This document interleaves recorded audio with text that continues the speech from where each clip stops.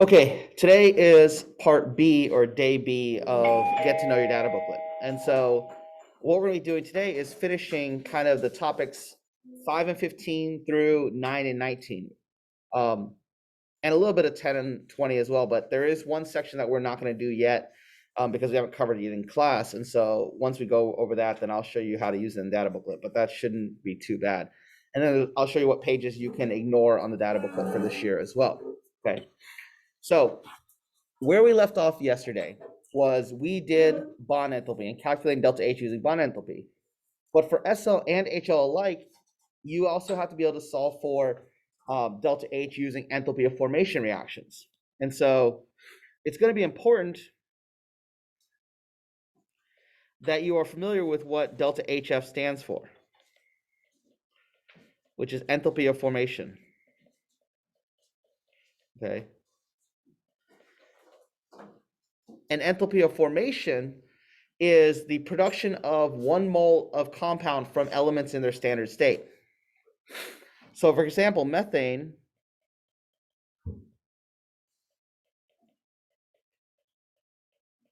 would look something like this. This is one of the rare instances where you can have fractional coefficients as well, because the definition has to be 1 mole of product. So you may have to have fractions in your coefficients to make that work.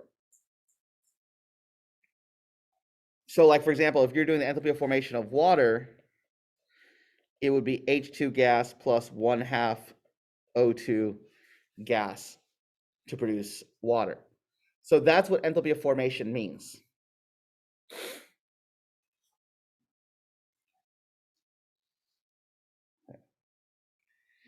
Now, in this table, there's a bunch of organic chemicals that are used for enthalpy of formation. And what's great about this is all of them are also accurately named. So if you ever forget how to name organic compounds, you can always refer back to this table to remember things. For example, the chain lengths, meth, eth, prop, but, pent, hex. Those are all here. Double bond, ene, that is here. Triple bond, ine, that is here. Let's see, you have also down here your alcohols, your hydroxyl groups, your aldehyde, your ketones, your carboxylic acid. So if you happen to forget some organic naming, a lot of it is actually given to you or provided to you in the data booklet here. So always a really good resource for y'all to use if you're forgetting things. So organic naming, a lot of it is listed in the data booklet to help you kind of remember how to name structures and what those formulas translate to. Now, they don't give you the structural formulas, they give you the condensed formula for the most part. And so it is still your responsibility to be able to write out structural formulas that are expanded out for these structures, but still a very useful piece of information to know.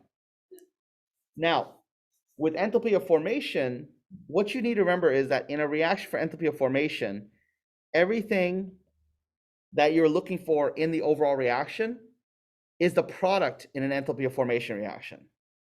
And so this is why everything you want in enthalpy of formation when you're doing enthalpy of reaction is on the right side. So the products stay on the correct side, on the same side, the reactants flip. Hence, this is why it's products minus reactants, okay? So again, I don't want you to memorize products minus reactants, but it makes sense because in case you forget or you do try to memorize it, you can check yourself because you can ask yourself, okay, when I'm doing enthalpy of formation, everything I want is on the product side. So therefore, all my enthalpy of formations for products will stay the same sign, and all the enthalpy of formations for my reactants, I will flip. And so the sign will become the opposite, hence why it's products minus reactants. Okay. So that is kind of one way to think about it to kind of help you minimize what you have to memorize. It's already important to know what the enthalpy formation reaction is, so that kind of helps you figure it out without having to memorize anything.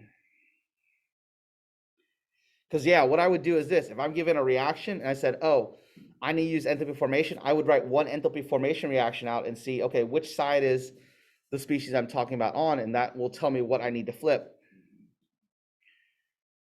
So like, for example, let me switch to a blank page here. Like, let's say they gave you a reaction like this: C2H4 plus H2 yields C2H6. Okay. Now, with enthalpy of formations, let's say they said calculate the enthalpy of reaction. Well, the first thing you should do is like, okay, I'm using enthalpy of formations, and they'll tell you which table to use, so you're going to reference this table. And so you're like, okay, let me write one of the enthalpy of formation reactions out. Well, let's say C2H4. So C2H4 would look like this. Okay. And if you write one of them out, then you can remember which ones you need to flip, because if you look at C2H4, it's on the wrong side. So therefore, that tells you all the reactants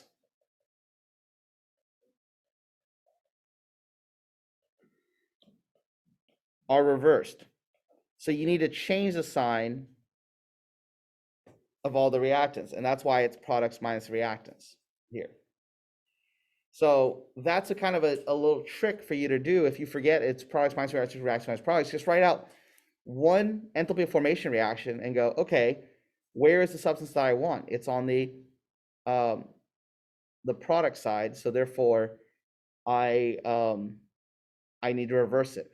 Now remember, elements, actually I'll write this on the other page. Oops.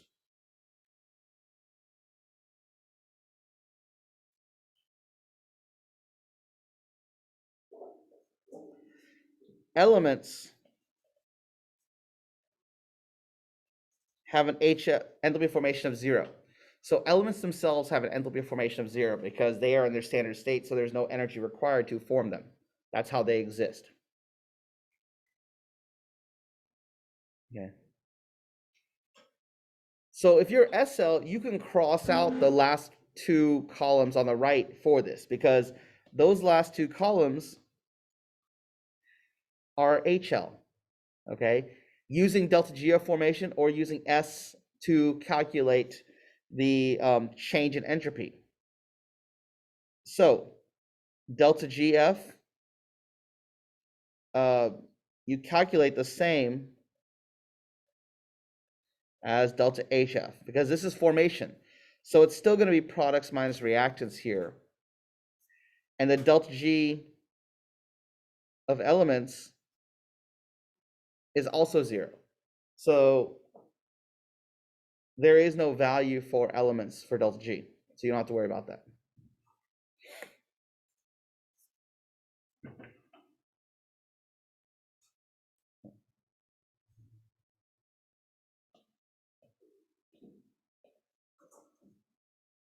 S is entropy.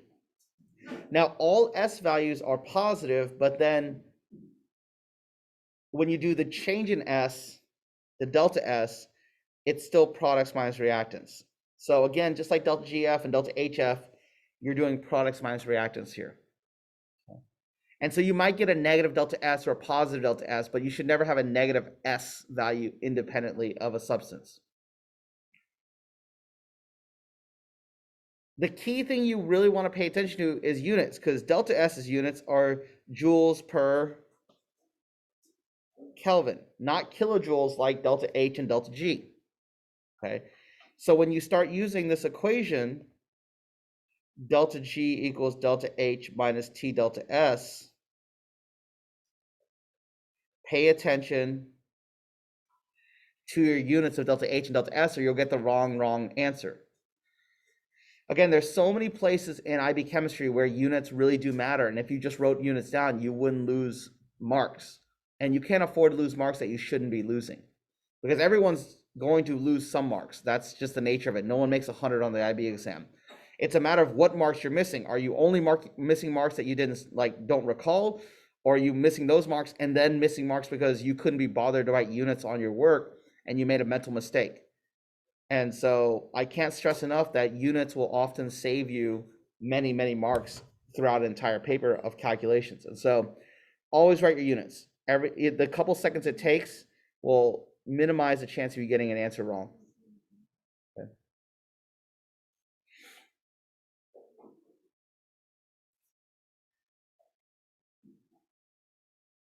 Okay. Questions about that? questions about any of these values or anything I wrote above this?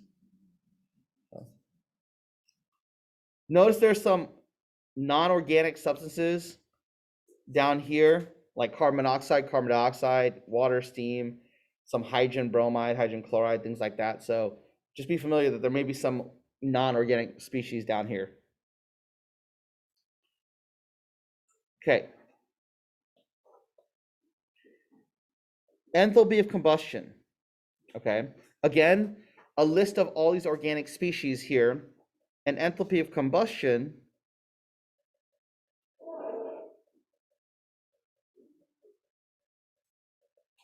is the energy created when 1 mole of substance combusts completely.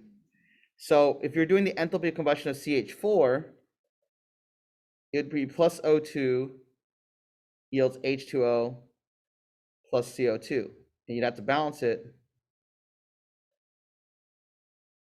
this way. But it has to be 1 mole of CH4. So again, you can have fractional coefficients in here.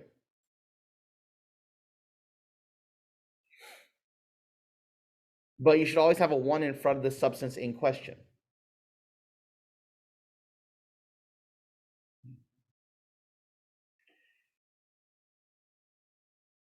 And all of these are going to be exothermic.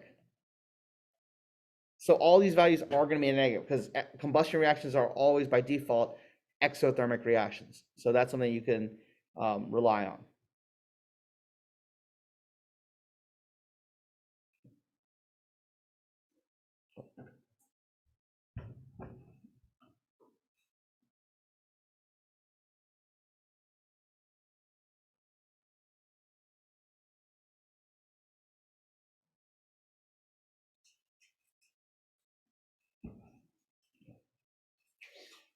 Now, with enthalpy of combustion, you can do it the same logic that you did with enthalpy of formation, but all you have to do is ask yourself, well, what does enthalpy of combustion mean? It means to react with O2. So I'm going to write out my C2H4 plus O2 yields CO2 plus H2O.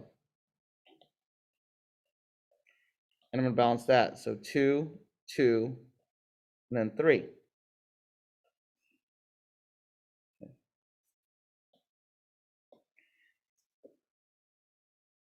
Where do you notice the species is now in our enthalpy of combustion reactions relative to our original reaction, or overall reaction? Where is C2H4 located? In the reactants, which happens to be the same location it is in the reaction.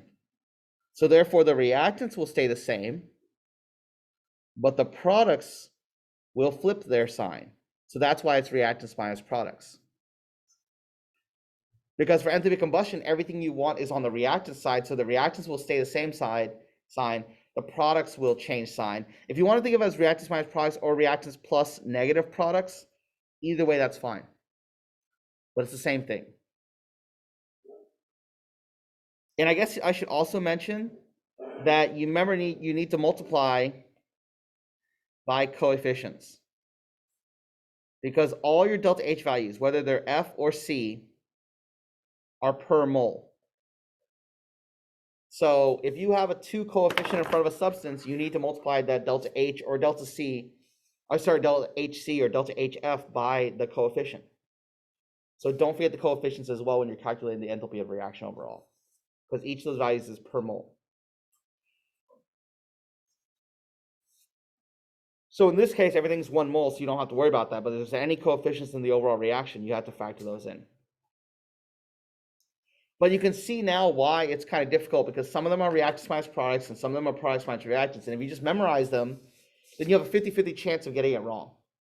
And without any logic behind your memorization, then you're just gambling. And that's not the way I want you to be approaching your test, as a gamble for everything. Because there's a lot of ways in chemistry to avoid having to just kind of risk it on a hunch. There's logic. There is a systematic kind of reasoning for all these types of problems. Like we said yesterday, when you're doing average atomic mass, there is a logic to your answer. If your answer isn't between your mass of isotopes, then you did something wrong. There's just no way. There's no way you get an average atomic mass that's not in between the two numbers that you're using for isotopes. So again, that's something that you can avoid a mistake and go back and figure out what you did wrong because you understand the expectation of the problem. Okay, you understand the expectation of pH values, so you understand what's acidic and what's basic, and so you understand that when you made a mistake on something is because your pH doesn't kind of match your reasoning.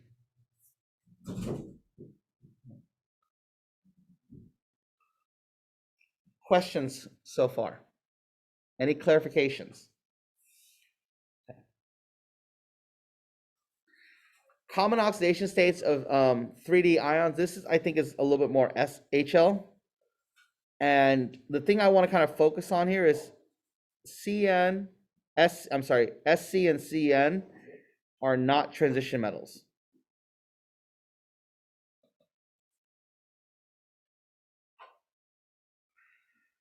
Because of their orbital diagrams, they don't have any partially filled d sublevels.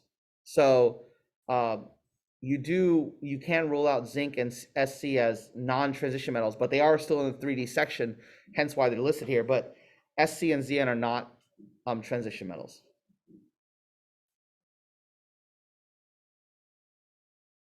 But notice that most transition metals have multiple oxidation states here. Spectrophotochemical series, this is also HL. This has to do more with the complex ion formation of transition metals. And what this means is that the strength of the attraction determines the color of the compound. So again, we haven't gone into this yet, but you don't have to memorize what color makes what. You just have to know that as you go further to the right, there's a greater attraction, so that's going to affect the color that's going to be emitted. But you don't have to memorize what color is what. It's just a general conceptual idea. Yes, correct.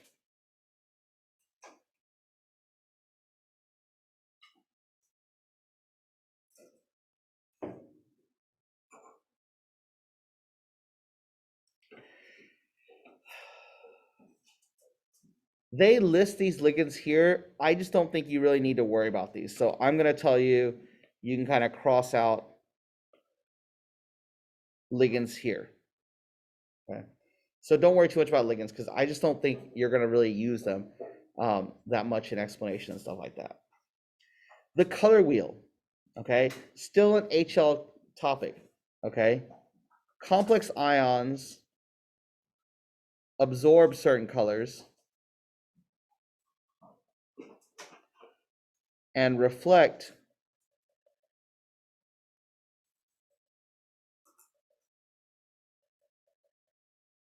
the complementary color, okay?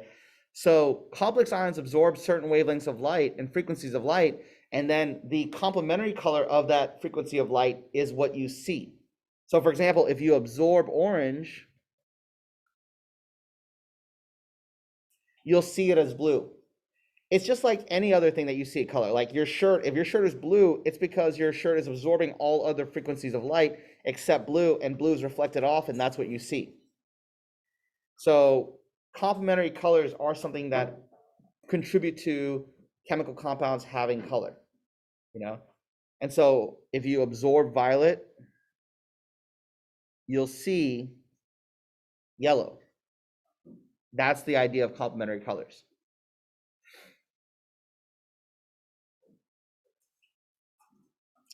And violet is the highest energy because it has the shortest wavelength. And red is the lowest energy because it has the longest wavelength. So it kind of goes in a circle, not so much as in kind of a line of increase. It goes that way.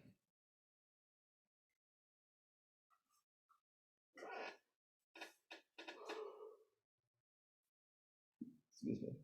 Oh, yes, Marissa. Yeah, sure. A complex ion consists of two parts. Okay, a complex ion consists of a transition metal and ligands bonded to it. This isn't that topic 13 area that we haven't really talked about yet. No, not necessarily. But if you want to tie in organic chemistry, a ligand is also a nucleophile. Remember how we said it's electron rich? That's it. So a ligand is also a nucleophile if you want to kind of tie that into organic chemistry. So a ligand has to have a lone pair of electrons, just like a nucleophile does, to allow bonding to occur. I don't know if we'll have a chance to cover 13 and 16 before the mock exams, but I'm going to try to record lectures on it for those of you that are curious, that may have a little time to watch a YouTube video, maybe at 1.5 speed or 2 speed. I'll speak really slow so you can watch at two times speed and still understand what I'm saying. Yes, Mateo. And okay, is there a chance that some of the material from that chapter would have been enough? It is possible. But again, but no, look, here's the thing though. I want you to understand that like there will not be anything on the actual IB exam that we haven't covered. But understand that you're not going to remember 100% of the material that you're studying. And there may be something on the test that you just don't recognize, or you just don't remember. You didn't spend enough time studying it. That's a natural occurrence. And so you're going to have to deal with that and do your best for that question and then move on, or just skip it altogether. Because again, something we talked about in like Monday and Tuesday is that like to get a 7 on HL, there's 90 marks. And the cutoff for a 7 is usually a 72 or 73. Okay. So that means you can miss 17 marks and still make 17 or 18 marks and still make a 7. So that means you might have a question, a part of a question that's 2 marks that you have no idea for. And you could still move on and still do everything else right and still get a 7. And so like this whole concept of I have to get every single question correct on a test is a flawed approach to the IB exam. And if you spend 6 minutes on a 1-mark question, you've spent 4.5 more minutes than the IB expects you to spend on that question. Because every mark on the IB exam is 1.5 minutes worth. So you're hurting yourself on other possible questions that you might know better by spending way too much time on a question that's A, not worth it, and B, no different in value than any other mark on the test. So yes, there is one question about complex ions or transition metals on the test. You have to move on. You just have to do it. And obviously, if that is something that shows up, then it'll be something that will be factored into your audit grade as well. Yes, Mateo. And this 130, like an average, like no, that's what they assign the value for each mark to be. No, some of them are faster, some of them are longer. It just depends. But the way the IB does timing is, for example, the multiple choice for higher level is 40 questions. And you are allowed 60 minutes for it, so 1.5 minutes. For HL, your short answer is 90 marks, so you're entitled to 135 minutes. So that's 2 hours and 15 minutes. SL is the same way. You have 50 marks, so you're entitled to 75 minutes, which is 1 hour and 15. So that's what they say. Okay, assuming that people are reading at an average level and comprehension level, it takes them about 1.5 minutes or less to do the problem. That way, everyone has a fair amount of time to be able to do the problem, and some people might finish really early, but that's okay. Okay. Still higher level, no SL yet. It's gonna be a while. Lattice enthalpy. This is something y'all talked about in topic 15 with the Born-Haber cycle. Now, here's good news. The IB gives you the equation for lattice enthalpy in the data booklet. They literally tell you that this value is the endothermic process of converting a solid into gaseous ions. So they tell you this. So you shouldn't, for any reason, not know this for the short answer because it's found in the data booklet. Again, knowing your data booklet helps you kind of solve issues that you might forget and things like that. So these are the endothermic values. Now, remember though, in the Born-Haber cycle, it's reversed because you want to go from ions to solid, so it's going to be the negative value of that in your Born-Haber cycle.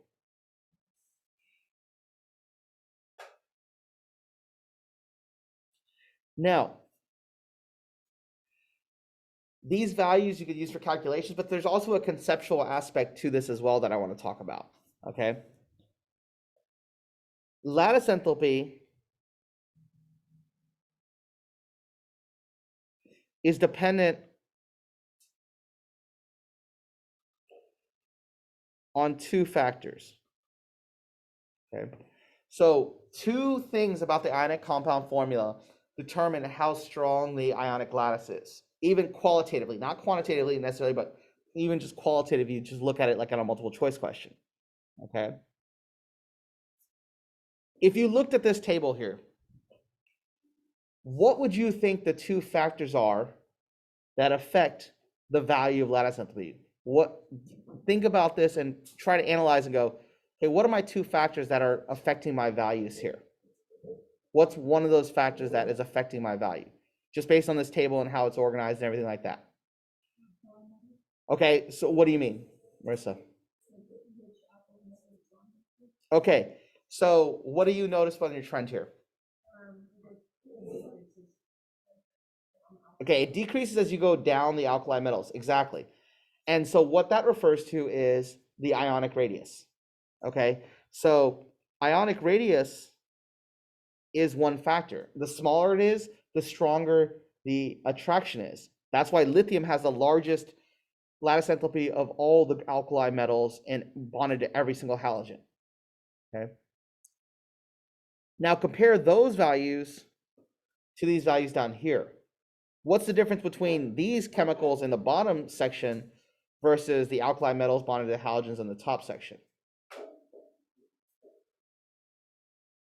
What's the difference? What kind of elements are being bonded down here?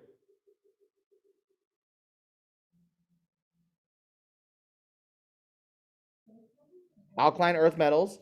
And so what's the difference between alkaline earth metals and alkali metals? When they're ionically bonding, what's the difference between them? Come on. What's the difference between an alkaline metal when it bonds ionically and an alkaline earth metal when it bonds ionically? It's what? No. What's the difference?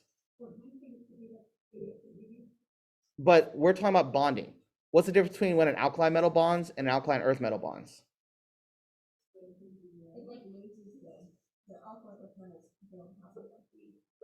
No, they do. But how many electrons do they have to lose to get an empty one? How many do alkaline metals have to? So what's the difference? Which represents their charge. Yeah. I hope people all around the world watch this YouTube video and judge how bad my students are. Okay. I want you to know on YouTube universe that when I asked that question, there was utter silence in the room for about 2 minutes. Okay. So that is Audi International in Houston, Texas. You don't need to dox Okay.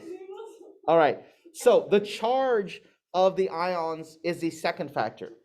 Okay.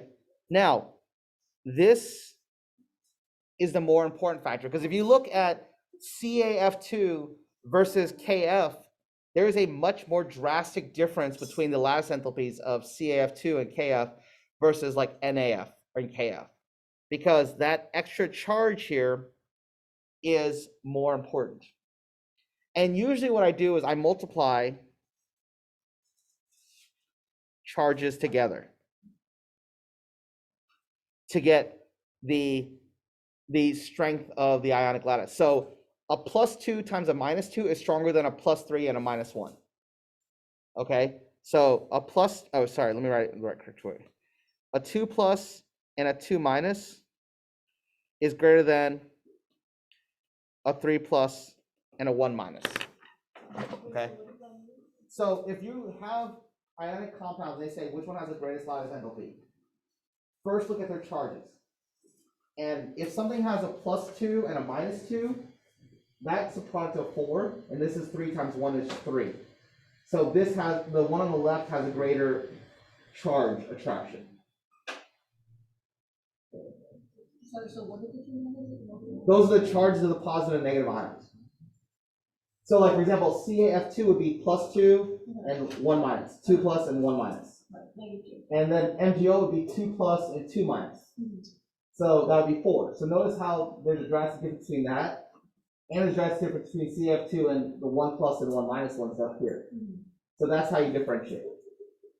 So take the product of the two charges, and the one that has the largest product is the strongest. Now, if they're all tied, then you go to radius. And here, you want the smaller the radius of the ions, the stronger the attraction. Okay, so you go by charge first, and then if they're all the same charge, then you go by ionic radii. Right, because it's largest charge, smallest radius. Yes, correct, correct. Because you want the nuclei to be closer to each other, so there's a stronger attraction for the positive and negative charge.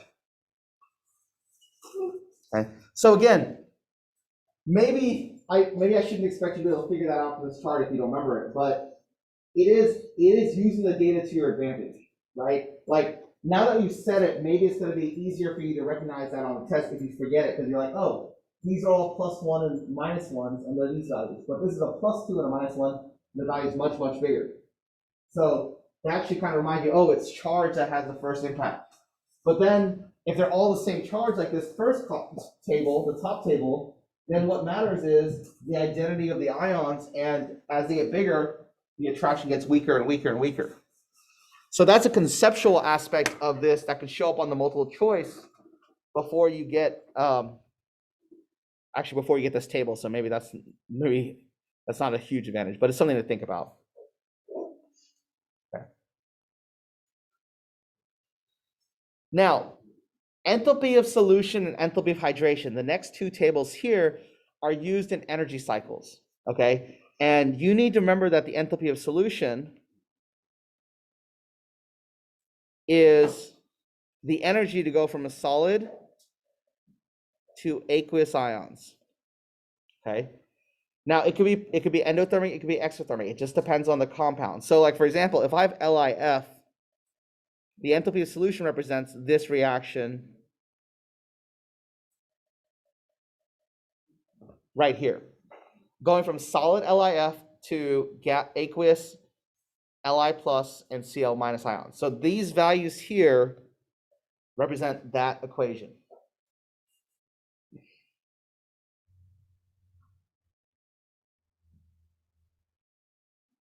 So that's how much energy is absorbed or released for it to dissolve.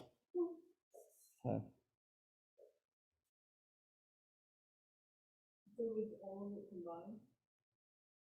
What do you mean?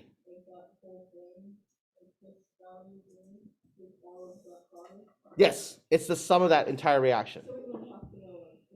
Well, you would, and that's what we're going to talk about later, because that's not solution at that point.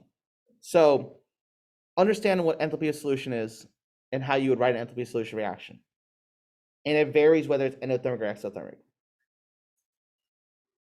Questions about that? Okay.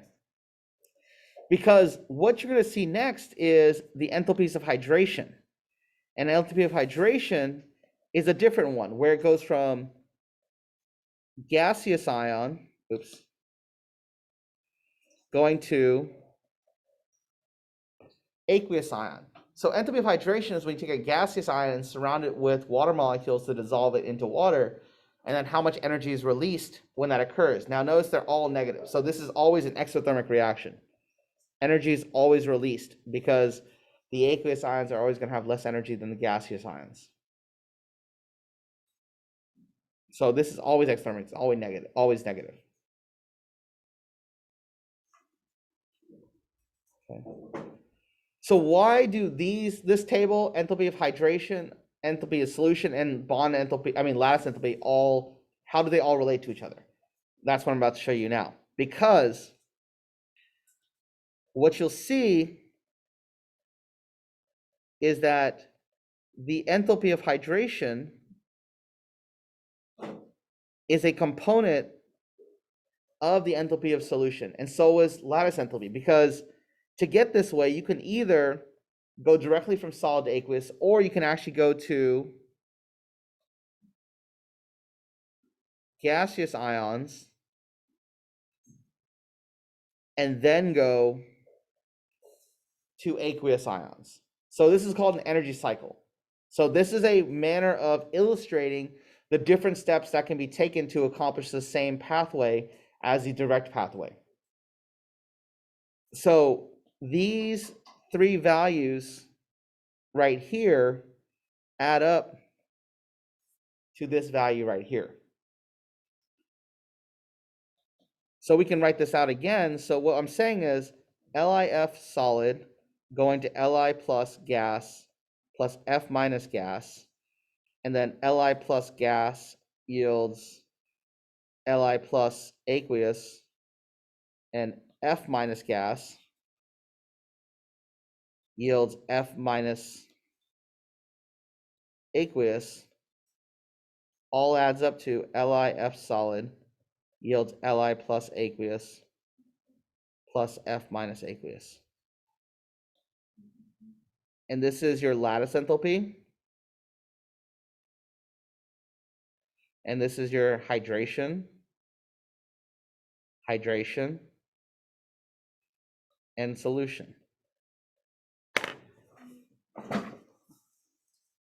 So understand how that energy cycle is illustrated to show the pathway that you can go, an alternative pathway to get the same value. So you can go from solid to gaseous ions, and then gaseous ions to aqueous ions to get your enthalpy of solution.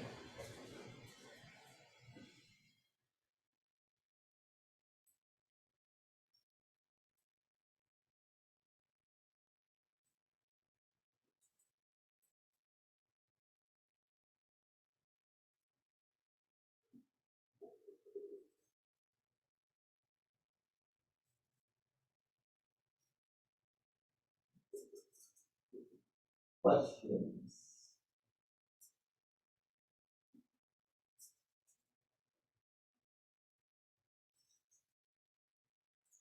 It was interesting. I was reading something about like teaching and stuff like that, and uh, I'm not gonna do it today, but I may try to do it in class a little more. And like that, I was reading about this teacher that said that she got better results about questions when instead of asking, "Are there any questions?" she changed to, "What questions do you have?" Or she would call in individuals and ask them to create a question to ask. So that way, like, you could really show your understanding of the material by asking a question on that, or asking me a question about something. And so it just generated more kind of participation, because I think it's really easy when you ask, "Are there any questions?" for everyone to say no, right? But when you make it a little more open-ended, I think it encourages students to kind of think about things a little bit more and not feel as, because I think there's a really big kind of negative connotation to the word yes when you have questions, right? And so we'll try it. We'll see what happens, and I'll try to see if we can kind of hopefully expose, not students, but expose some of the questions that are kind of being buried really deep in the understanding that we need to kind of access. I know. Okay. Because it's one of those things, like you'll see, like you'll go through a whole unit, and everyone just thinks they're doing fine, and they get to the test and they all miss the same question. You're like, well, if you'd asked about that question, or if you like actually maybe considered it more and come up with a question, then maybe you would have run into that issue. Okay, higher level still. Okay. The IB gives you the pKa equation. pKa equals negative log of Ka. And vice versa, Ka is equal to 10 to the negative pKa. So those are interchangeable based on what you want to, how you want to approach it. What I want you to take away from this is, one, you have all the Ka values that are given here as long as you convert pKa to Ka by using this equation right here. That's one thing. So let's say you're doing topic 18 and you're doing a rice chart of a weak acid like propanoic acid and you need to do a rice chart. Well, this pKa of propanoic acid you can convert into its Ka by doing 10 to the negative 4.87. Do y'all see what I mean by that? Questions about that? Well, you will eventually get to molarity. Yes, Mateo. That gives you the Ka value, which then you can use in a rice chart to solve for your unknown molarities. Yes. Yes, Alexander. Yes, that's a good point. Yes. They will generally say, refer to table 21 to, using table 21 and the initial concentration of this, determine the pH of the solution or something like that. So generally speaking, if you need a value from the data booklet, they will explicitly state it in the problem. And also, if they ever cite a table in a question, you need to cite those values in your explanation, even if it's a conceptual thing. Like, let's say from yesterday, we were talking about atomic radii or something like that. And say, state and explain using table 7, I think that's the right one, why the atomic radius of this is smaller than this. To prove that you actually looked at the table, you should cite the values from that table. Like say, well, sulfur is this radius and phosphorus is this radius. And now let me explain why that's going to be. Now don't write that part, but you know what I'm saying. So anytime they say a table, you should cite that data in your explanation to prove that you actually looked at the table. Because that's really an important aspect of the answer. So they're looking like, did the student actually go back to table 6 and use those values, or are they just making stuff up? Which is a very common thing for some students. Hopefully not y'all. Okay.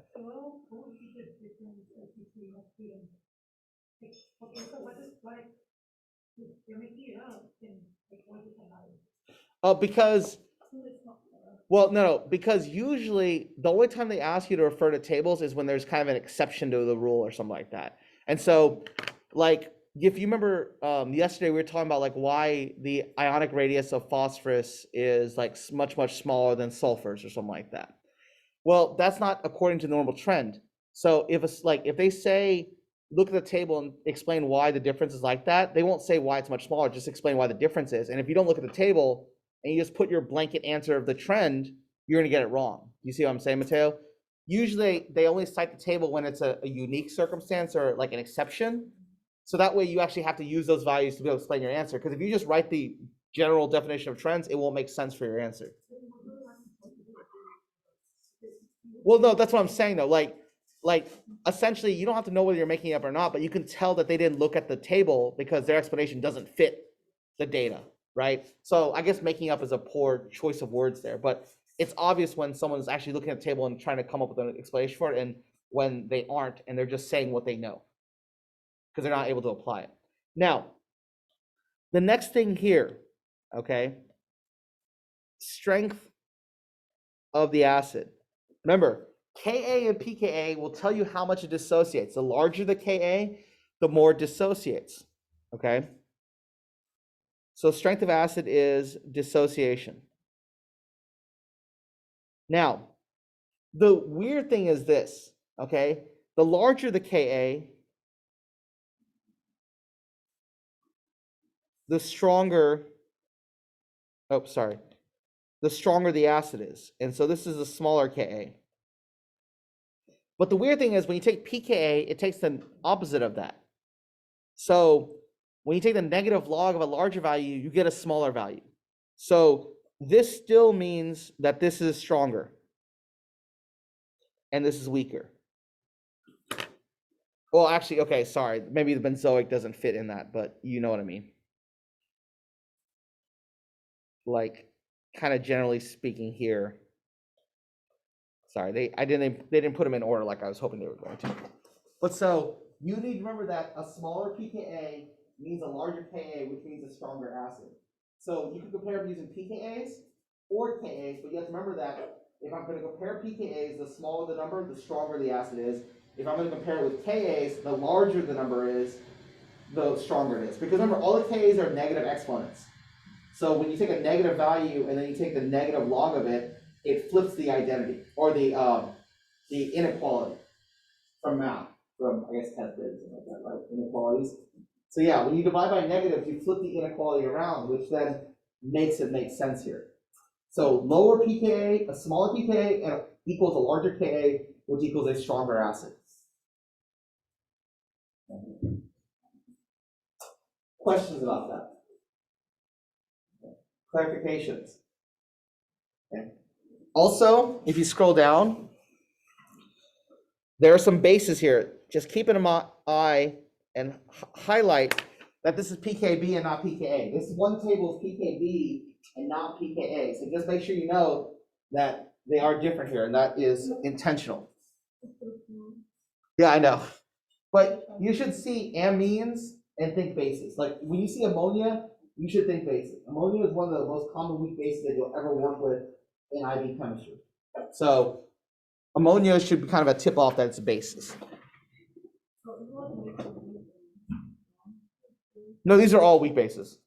Only strong bases are the group 1 and group 2 hydroxides and oxides. And those dissociate 100%, so you shouldn't have a Kb for them. Yes, anything that has a Ka or Kb is a weak.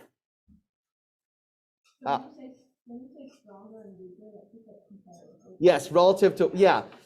So when I say stronger or weaker, that's relative to weak and weak acids or weak bases. But when I say strong, that's a definition of dissociates 100%. So yeah, when I'm comparing, it's relative to weak. When I say definite, like strong or weak, that is defined in our terms. Okay. Acid-base indicators. Okay, they are a qualitative method to help indicate the equivalence point. So you use indicators because you want that indicator to change color around the same time your neutralization occurs, the equivalence point, which is essentially what type of salt you're making when you neutralize. So you should pick an indicator that changes color in the right pH range for your titration. Okay, a couple of things about that. Okay, one, you should ask yourself, what kind of acid and what kind of base am I reacting together, so I can know what kind of equivalence point I'm going to have.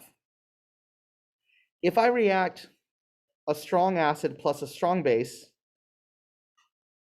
what type of salt should I make when I react a strong acid with a strong base? Neutral. So you should want your pH to be about 7. Let's say you have a weak acid plus strong base. What kind of salt are you going to have here? Weak acid plus strong base. The strong part takes, yeah, basic salt, Tiva. The stronger part takes the priority, right?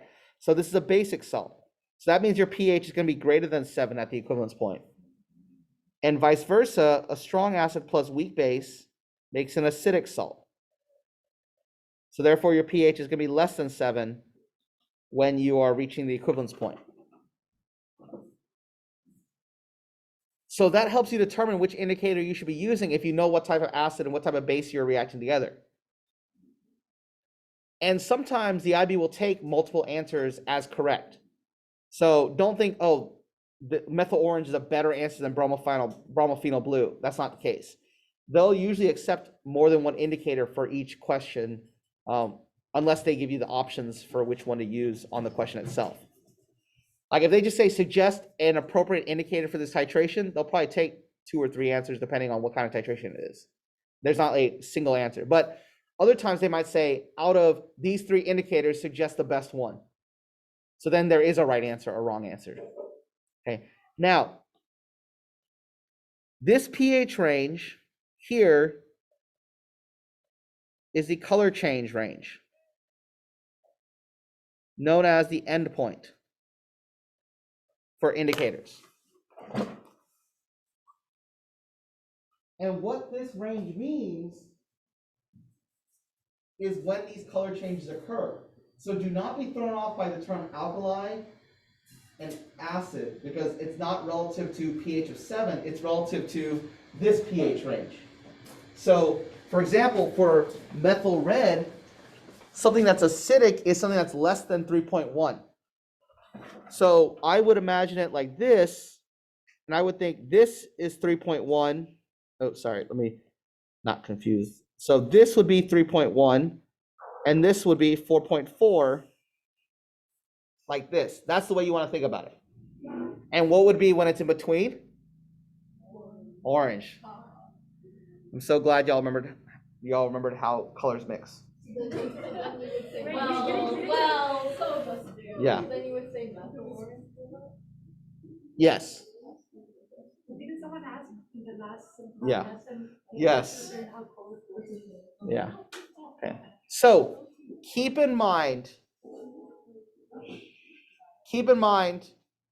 the pH range is where the color changes. That's the way you want to think about it. So for example, phenolphthalein changes at 8.3 and then changes at 10.0. Okay. So ignore the acid and alkali part. It's really below the pH range and above the pH range. That's the way you want to think about it. Don't think about it relative to 7. That's really confusing. Marissa. That's a good question. We call it a faint pink.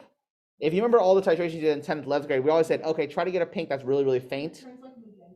Yeah, it turns bright pink when it's too far past 10. Yes. So they say go for a faint pink and you'll kind of be in that sweet spot. Yes, Alexandra.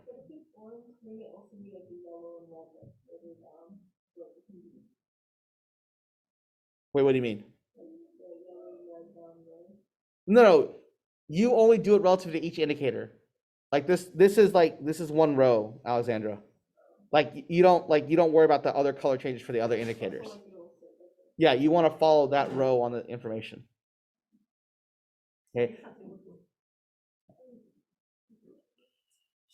So this is all qualitative. Like ideally, you'd have a pH probe in here measuring the pH all the time to create a pH curve. But if you're just trying to get a good approximation, a lot of times these indicators will be just sufficient enough for you to be able to estimate the molarity of your unknown concentration. Yes. Yeah. So they might say a student was conducting a titration between hydrochloric acid and ammonia. Okay, and they were trying to do, they conducted that. Suggest with the reason a suitable indicator for this titration. So you would say, well, a weak base plus a strong acid creates a acidic salt. So the equivalence point would be less than 7. So I would suggest methyl orange, bromophenol blue, or bromocresol green, or even methyl red because the pH changes below 7. Now, you don't have to write all 4, you just write one of them, and they would accept all 4 as an answer like that. Would there be like any column or two that you would have more information and only one of them would be correct? Yeah, they could give you a pH curve. Oh. And then you'd have to find the equivalence point on there, estimate it, and then that would give you a better specific one, which one you use, yes.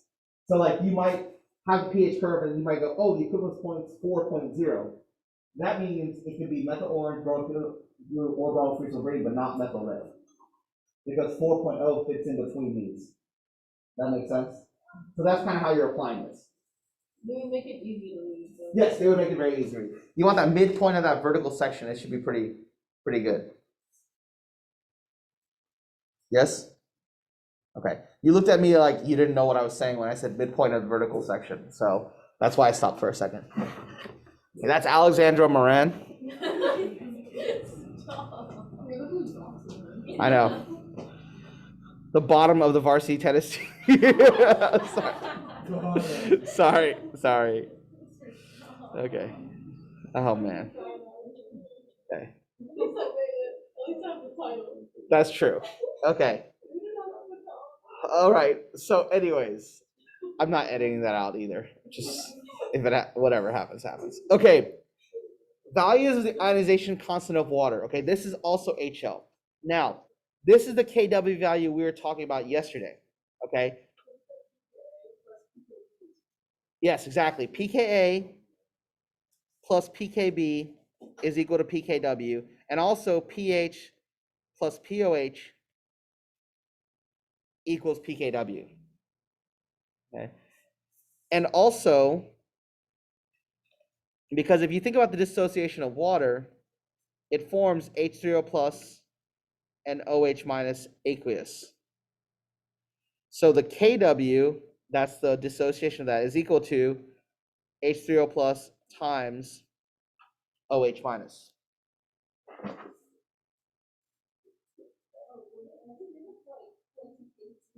No. It has to be no. It has to be one of these values. Yeah, that's you wouldn't have to calculate a kW. Okay. Well, you wouldn't have to calculate a kW with a temperature that's not on here. Now, what you'll notice here though is this. Okay. Oh, actually, let me say this, and I'll save for that. Remember, the definition of neutral is not pH of 7 for higher level. The definition of neutral is when H3O plus equals OH minus. That's the definition of neutral. So you need to remember that neutral means that the H3O plus is equal to the OH minus, which means the pH of neutral changes based on temperature.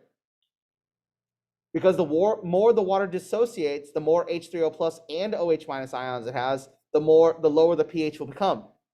Because pH only measures the H3O plus ions. So water could be neutral at pH of 6 at different temperatures, or it could be neutral at pHs of 8 at different temperatures. So you want to focus on this because there was that question on the test that said water's H plus concentration is this at 40 degrees Celsius, determine whether it's acidic, basic, or neutral. And students would say slightly acidic because they assume it's always relative to 7, but it's not relative to 7. It's relative to the kW at that temperature, and water's always neutral. Yeah. No, it was wrong either way because it was supposed to be neutral. Yeah. Now, one of the things you'll notice here on this kW chart is that some of these numbers are not in correct scientific notation. Like you notice here, the first few numbers have a number less than 1 in front of it, and that's intentional because the IB used to have it in the correct scientific notation, and students made mistakes. They weren't paying attention to the exponents, and so they wouldn't see the trend of kW as temperature went up. Now, is that probably more of a student's fault? Yes, but the IB felt that it wasn't fair. So what they did was they changed all these to 10 to negative 14, so you could clearly see the increase in kW as temperature increased all the way up to 100 degrees Celsius. So you could see kWs increasing. Now, this ties us back into equilibrium, okay? Because in this scenario, when temperature increases, kW increases, okay? And now think back to the Chatelier's principle, think back to shift in equilibrium, okay? If temperature's increasing and K is increasing, which way is the reaction shifting? Which way is the reaction shifting if K is going up when temperature goes up? Which way is it shifting? Okay. Well, that's what we can figure out based on this kind of stuff. So in this scenario, Tifa, our K is going up when temperature goes up. Okay? So it's shifting to the right, Tifa? Why is that? Because K is basically saying like how much the reaction is going to be. Exactly, Tifa. So K is products over reactants. So if K is going up, you get more and more products, so it's shifting to the right. But if you're increasing temperature, what are you increasing? Yeah, kinetic energy or heat. Where would heat need to be on the reaction so when you increase it, it would shift to the right? On the left. Exactly. So both those concepts, that's the way you want to rationalize it out. So Tifa said the first point, well, this means more products. So it shifts to the right. And for that to occur, heat has to be on the left when you increase it. So this is an endothermic process. Okay. And that rationale works for all equilibriums, but specifically for water here because we need all these values. So water's dissociation is endothermic because you dissociate more and more as you heat it up more and more and more.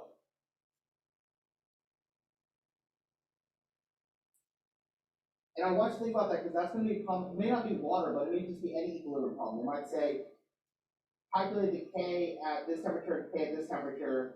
Based on your results, state whether the reaction is endothermic or exothermic.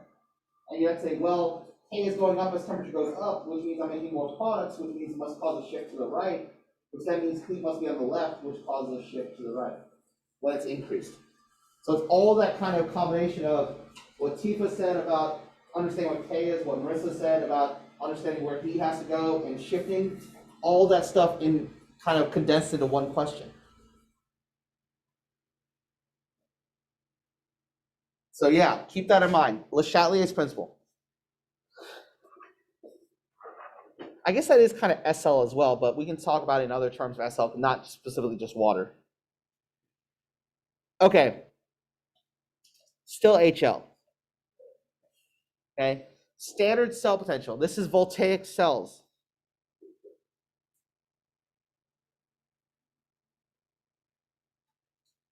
Calculating the cell potential of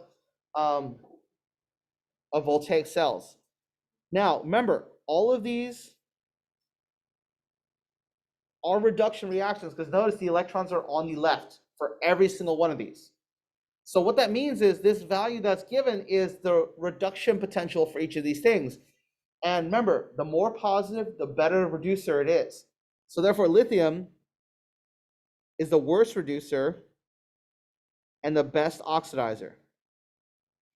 Because the reverse reaction would have a positive 3.04 potential, which means it's a very, very good oxidizer. Yeah, I don't like the way they wrote that there. I think that's really confusing.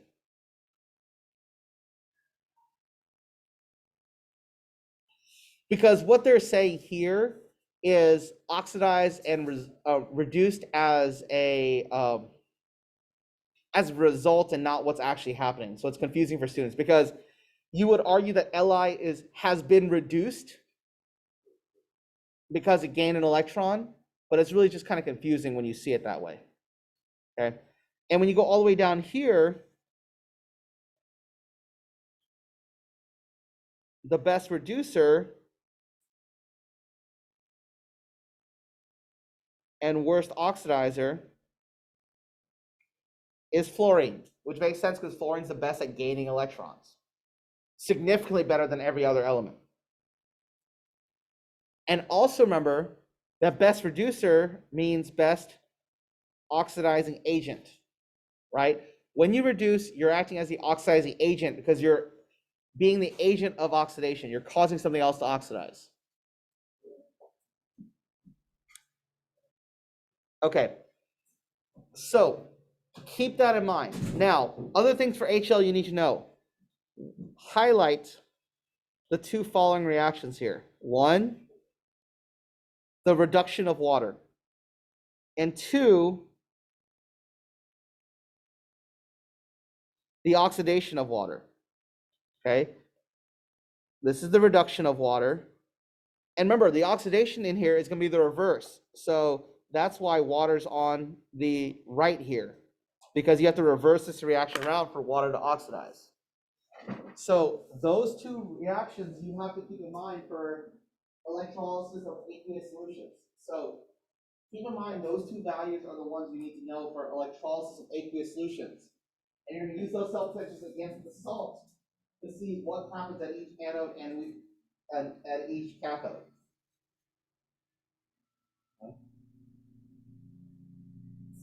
Second note, please be careful with metals and ions here because copper has 3 different reactions here. Iron has 2 different reactions. A lot of these transition metals have multiple reactions on here. So please be careful. Copper goes from 2 plus to 1 plus, 2 plus to 0, 1 plus to 0. So there's 3 different copper reactions. You have to use the right one. Pay close attention to which one you're choosing to calculate the correct thing. Well, like you'd be given the reaction. Like you would know from the reaction. Just make sure you look up the right one.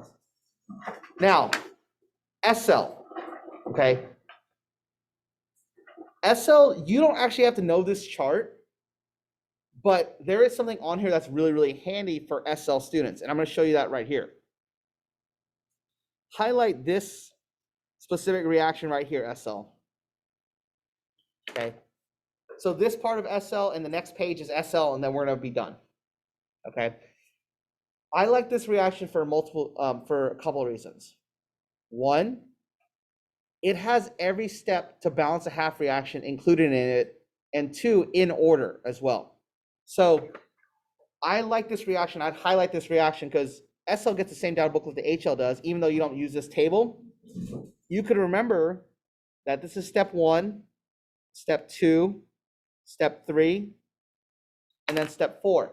I like it because it has step 1 included, where you have to balance non-H's and O's. And a lot of reactions you don't need that, but you have to be reminded about that. So this reaction here is great for SL students, even though you don't use this table, because it reminds you I need to balance non-H's and O's first, then balance O's with water, then balance H's with H pluses, and then balance electrons at the end with the total charge. In fact, yeah, just be careful about this when you're balancing, and a lot of students make a mistake because, again, they forget to apply coefficients to charges. Remember, 2Cr3 plus is 6 plus on this side. That's what students forget. They always forget the coefficients applied to the ion's charges overall. So that's a big mistake that students make. But I would highlight that SL or HL alike, that's how you balance half reactions. And it has every single step in that, which is really, really handy. 1, 2, then 3, 4. So if you forget how to balance, just go to this table and find this, and hopefully it'll jog your memory. Okay. Questions about that? Questions about this table? Any information on there? Okay. Mateo. Okay, Alexander. Oh yeah.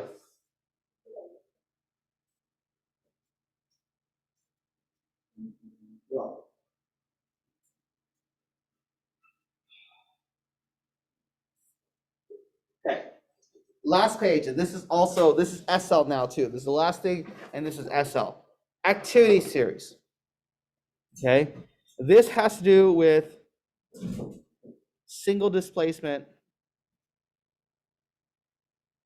reactions. Okay. And so what this helps determine is whether the reaction occurs or not. Okay. A reaction occurs when the metal alone is more reactive than the metal bonded. Because when it's more reactive, that means it's better at oxidizing. So what it can do is lose electrons and force the positive ion in the compound to gain those electrons from it. So metal alone is more reactive than the metal bonded. So let's say you have something like K plus NaCl. Well, K is more reactive than Na, which means that if there's a choice between K and Na having a positive charge, K will always have the positive charge. So this reaction occurs, and you get KCl plus Na.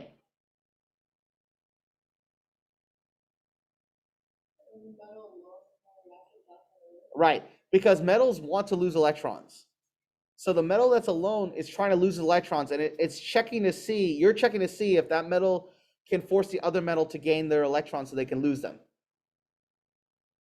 So you're checking, is Na weaker than K or is Na stronger than K? If Na is weaker than K, then a reaction, then K will cause the reaction to occur. Now be careful with subscripts. You know, you might have something like this: Li plus MgCl2. That ends up being LiCl plus Mg, and you do have to balance it as well. So be careful about that. Do make sure you write the correct salts as your products based on charge. If Li is higher than Mg, so the reaction occurs. If it's lower, then you try Nr, no reaction. So that reaction doesn't occur in the product area. Okay? So you may have to use this table, yes, Marissa. There are, yes, a little bit, yes. These gaps kind of are the categories of very reactive metals, slightly reactive metals, and then unreactive metals at the bottom. So they don't like put that title there, but that's kind of what it is, because H represents acids. So anything below H means that it will not react with acid. And anything above H will react with acid. That's why those metals at the bottom are so precious, because they're very inert or unreactive with things like water and acids. So they preserve their structure and preserve their mass much better. That's why gold and silver and platinum are very valuable metals. Okay. It's also why you don't necessarily want to do lead pipes and stuff like that too, because lead is very close, and even though it's slightly above, there is some chemical corrosion from water pipe running through it, and so that's kind of one of the suggestions of the impact on the Roman Empire was all the lead pipes they had. The water was being slowly poisoned with lead. Okay. Now, another concept of this might be on a multiple choice question where they give you unknown elements and have you determine the activity series yourself. So what they might do is something like this. They might say, okay, X with Y plus yields X plus plus Y. Y plus Z2 plus yields no reaction. And then Z plus X2 X plus yields Z2 plus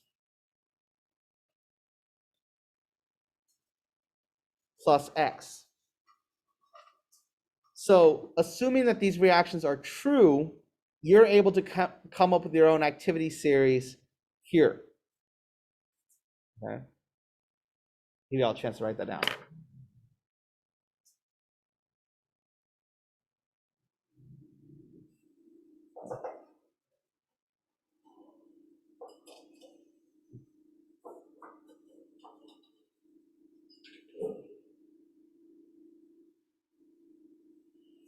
So if I were to do a metal activity series here, okay, which element, which metal is the most reactive? Z. Z, yes. Sorry. No, it's okay. Z or Z is the most reactive metal. And then it goes X, and then it goes Y. Okay.